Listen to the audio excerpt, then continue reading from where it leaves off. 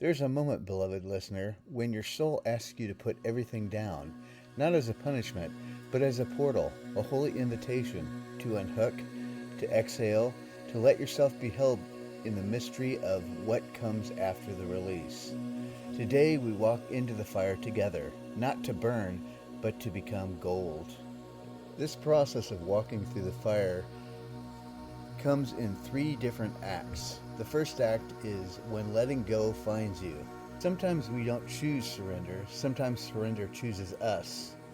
Maybe it's the child who no longer wants to sit beside you, the partner who cannot hear your heart, the family member who twists your truth into fiction, and maybe, just maybe, that heartbreak is not your undoing. Maybe it's your becoming.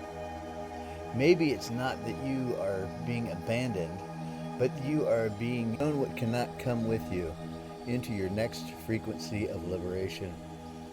What if the pain isn't here to destroy you? What if it's here to unhook you from the illusion that you ever had to be anything other than love itself? We move into Act 2, which is the space between release and surrender. Surrender is not a single act. It is a season, a spiral, a shedding. Sometimes it's loud and tear-streaked. Other times it's silent, bone-deep, and wordless. In the holy space between what was and what it will become, you meet yourself again. Not the self that was trying to explain or prove or fix, but the self that simply is, worthy, aligned, unshakable, and even while trembling. You begin to hear a new sound. Not the external validation you once craved, but the inner frequency of home.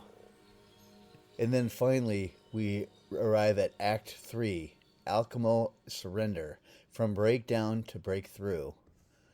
Letting go is not weakness. It's the most courageous act a soul in alignment can do. Because when you stop grasping, you start receiving. When you stop defending, you start allowing. When you stop chasing understanding, you become a mirror for divine clarity. It is in surrender that the vibrational field expands most rapidly. It is in the collapse of a control that grace floods the room. You are not alone in your ache. You are not broken from still loving. You are not behind for needing time to grieve. You are simply being purified for the frequency you were always meant to carry. And now we'll engage in a closing transmission, a prayer for the ones who are letting go. To the one who is letting go of someone they still love, to the one who is misunderstood by those they take a bullet for, to the one holding heartbreak in one hand and hope in the other, I see you. I honor you. I walk with you. May you remember that letting go is not the end. It is the midwife of your rebirth. May every tear be holy. May every ache be alchemy. And may you rise not in spite of heartbreak, but because of it. You are the phoenix, and the fire is your liberation. And finally, we will engage in an expansion invitation. After listening, take 5 quiet minutes to journal the following. What am I still trying to hold that no longer holds me? What becomes possible in my life when I let the divine carry this pain instead? Let these questions move through your system as a meditation, a prayer, a permission slip to become weightless.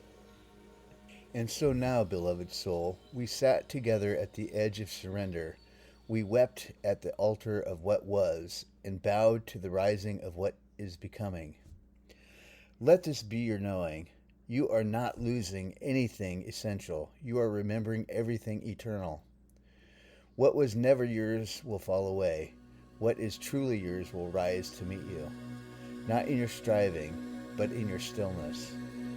So rest now, dear one, not in exhaustion of effort, but in the exhale of enoughness.